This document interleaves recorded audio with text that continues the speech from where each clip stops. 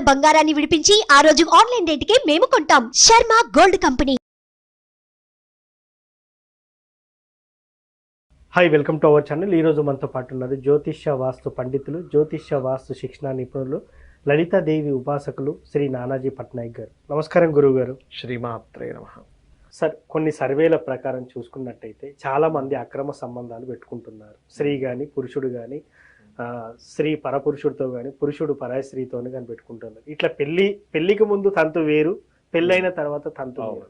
So ఈ విషయం పక్కన పెడితే చాలా మంది జ్యోతిష్యులు ఏం చెప్తా ఉంటారంటే, సార్ ఈ గ్రహాలు పాడవుతేనే అట్లాంటి పరిస్థితి ఏర్పడుద్దని చెప్తారు. నిజంగా సార్ 80 నుంచి 90% మందికి అలాంటి గ్రహాలు పాడవని నా అంచనా, మిగతా వారి అంచనా కూడా. సో దీనికి మీరు ఎలాంటి సమాధానం చెప్తారు? గ్రహాలు పాడవడం ఒకటే కాదు, కలియుగ ప్రభావం కూడా ఉంటుందని కలి ప్రభావం అంటారు. ఓకే. అయితే ఇక్కడ ఫస్ట్ ఆఫ్ ఆల్ మనం అర్థం చేసుకోవాల్సింది, ఇది గ్రహ ప్రభావం కొంత ఉంటుంది, కలి ప్రభావం కొంత ఉంటుంది.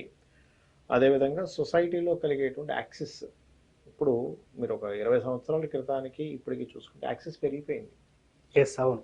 చాలా ఈజీ యాక్సెస్ అయిపోయింది. వాట్సాప్ గ్రూప్స్ అని, ఫేస్బుక్స్ అని, ట్విట్టర్స్ అని, అంటే ఏంటి, సోషల్ ప్లాట్ఫామ్స్ ఎక్కువైపోయాయి. ఎస్. ఈ ఎక్కువైపోవడం వల్ల ఇంతకుముందు ఇంత ఉండేది కాదు మీకు. అవును. చాలా తక్కువ, చాలా రేర్గా జరిగేది ఎక్కడో. ఇంకోటి ఏమైపోయింది, మనుషుల్లో ఇది కామన్ అనే విషయం పెరిగిపోతూ ఉంటుంది మైండ్లో. ఎస్. ఇప్పుడు మీరు చూడండి, ఒక 30 ఏళ్ల క్రితం గనక ఒక అమ్మాయి, అంటే అక్రమ సంబంధం గురించి మాట్లాడలే, ఒక అమ్మాయి ఒక అబ్బాయిని ఇష్టపడి వివాహం చేసుకోబోతుంది అంటే అది ఒక పెద్ద గోల, అసలు నేరం సార్, పెద్ద నేరము.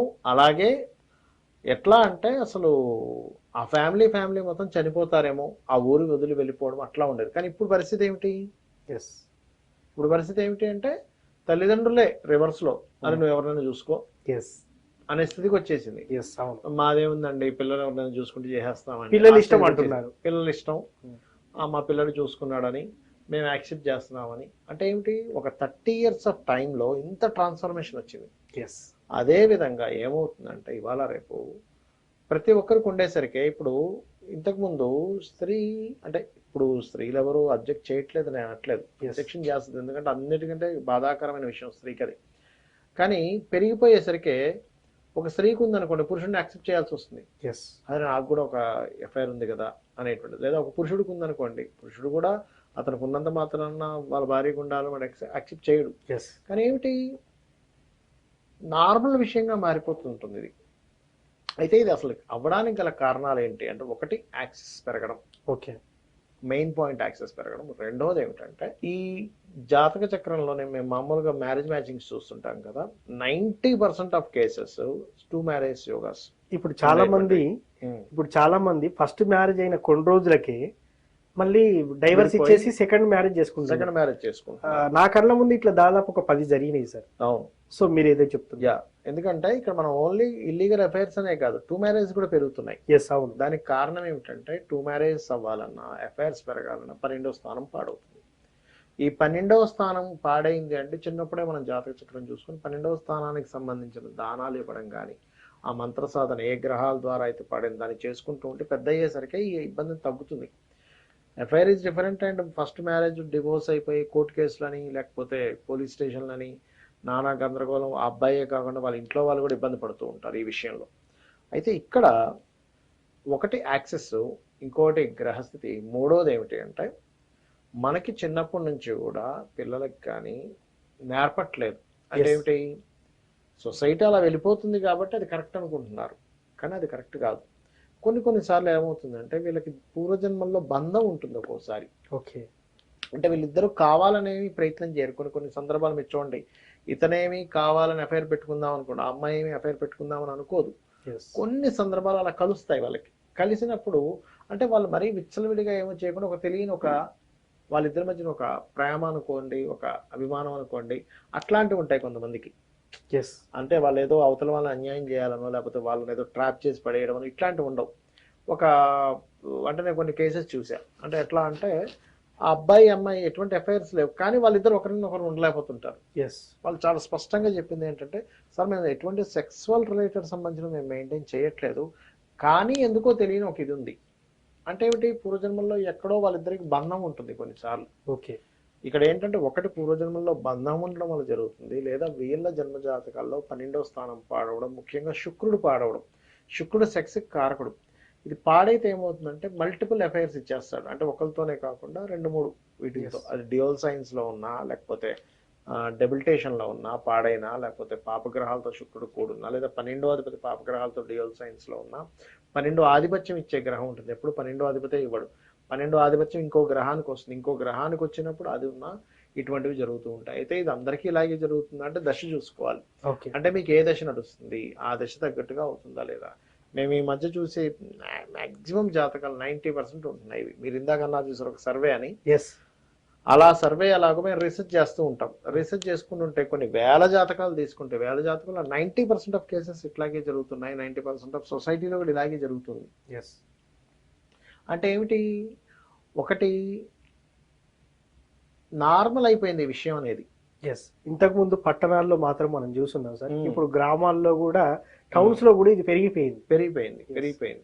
కారణం ఏమిటి అంటే యాక్సెస్ పెరగడం, ఇది నార్మల్ అనేటువంటి విషయం మైండ్ లోకి రావడం. ఒకప్పుడు చూడండి, మీకు ఎందుకు సిగరెట్ తాగాలన్నా, లేకపోతే ఒక మాస్టర్ గారు ఎదురొస్తున్నారన్నా భయపడేవాళ్ళం మనం. అరే సార్ వస్తున్నారంటే ఈ సందులో చనిపోయేవాడు మనిషి. అవునా కదా, ఎదురు పడాలంటే భయపడేవాళ్ళం. కానీ ఇప్పుడు సినిమాలు ఎలా ఉన్నాయి, సార్ మీద జోకులు, సార్ని వ్యంగ్యంగా మాట్లాడడం. అంటే ఏమిటి, ధర్మానికి సంబంధించిన ఏవైతున్నాయో అవన్నీ కూడా మనం డౌన్ చేసుకుంటూ వస్తున్నాం. ఆ సినిమాల్లో చూపించడం అనే కాదు, మామూలుగా నేను చెప్తున్నా. ఒకప్పుడు మాస్టర్ అంటే భయం ఉండేది, తండ్రి అంటే భయం ఉండేది.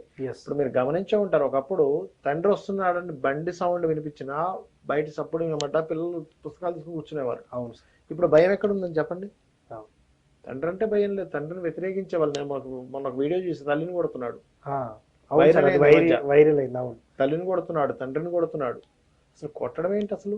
అంటే ఏమవుతుంది, ధర్మం అంటే ఏంటో లేదు, యాక్సెస్ పెరిగిపోయింది, నార్మల్గా మారిపోతున్నాయి విషయాలన్నీ. వీటి వల్లే ఇవి జరుగుతున్నాయి వాళ్ళల్లో. అంటే ఇది నార్మల్ విషయం, ఎవరికి లేదు అనేటువంటి భావన పెరుగుతుంది.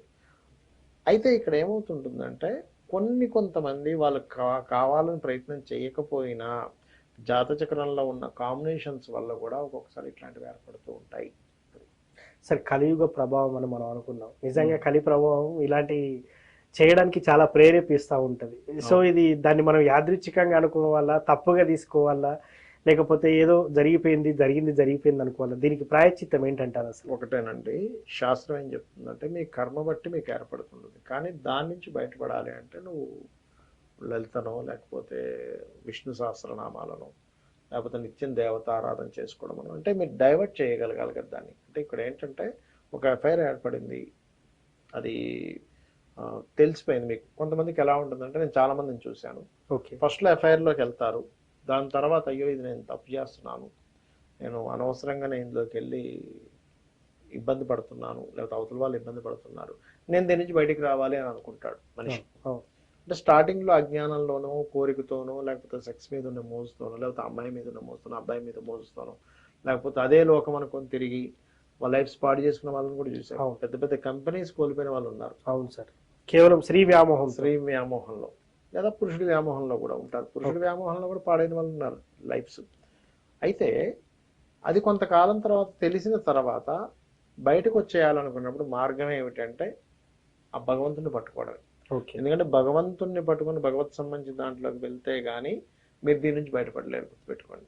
అది ఈ వ్యసనం అని కాదు. కొంతమంది చూడండి, ఇప్పుడు సిగరెట్లు తాగుతుంటారు, మందు తాగుతుంటారు, జూదాలు ఆడుతుంటారు, ప్యాకాట్లు ఆడుతుంటారు. వీటన్నిటి నుంచి కూడా మీరు భగవత్ సంబంధించిన దానికి డైవర్ట్ అవుతేనే కానీ అది బయటపడలేదు. ఈ మందు లేని రోగానికి మందు మాత్రం దేవుడే, భగవంతుడు పాదాలు పట్టుకొని ఇంకా నన్ను క్షమించు అని చెప్పని చేయాల్సిందే.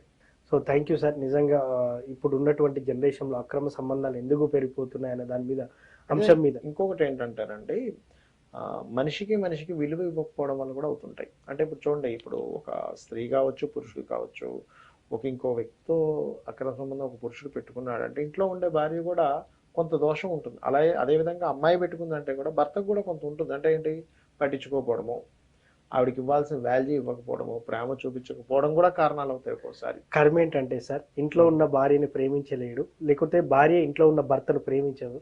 కానీ పరాయి పురుషుడు ఫోన్ చేస్తే, పరాయి స్త్రీ భర్త పలానా పర్సన్కి ఫోన్ చేస్తే వీళ్ళు ప్రేమించుకుంటారు కానీ ఇంట్లో ఉన్న వాళ్ళని అలా కాదు ప్రేమించారు. అలా కాదు. ఇక్కడ ఏమవుతుందంటేనండి, ఇప్పుడు మీరు ఒక గెస్ట్ వచ్చారు, Yes. గెస్ట్ కి అటెన్షన్ పే చేస్తారు కానీ రోజు ఉండే వాళ్ళకి పే చేయరు. Yes.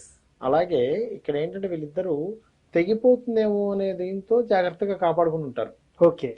అంటే ఏమిటి, ఏం చెప్తున్నా కానీ అబ్బా ఆహా ఊహో అని పొగుడుతుంటారు. ఎస్. ఇది బయట వాళ్ళు. ఎస్. అవును. కానీ ఇంట్లో వాళ్ళు అలా ఉంటారు, ఫ్యాక్ట్స్ మాట్లాడుకుంటారు. ఫ్యాక్ట్స్ అనేది మనిషికి నచ్చదు కదా. అదే కదా. అట్లా. సో ఎనీవే సార్, ఈ అక్రమ సంబంధాల మీద మనం విశ్లేషించి మాట్లాడుకున్నట్టయితే అసలు ఎందుకు ఎలా జరుగుతుంది అనే దాని మీద చాలా క్లారిటీ ఇచ్చారు సార్. Thank you. శ్రీమాత్రే నమః. సో చూసారు కదా, ఇది వాటి కార్యక్రమం. మరో కార్యక్రమంలో మళ్ళీ కలుద్దాం. Thank you.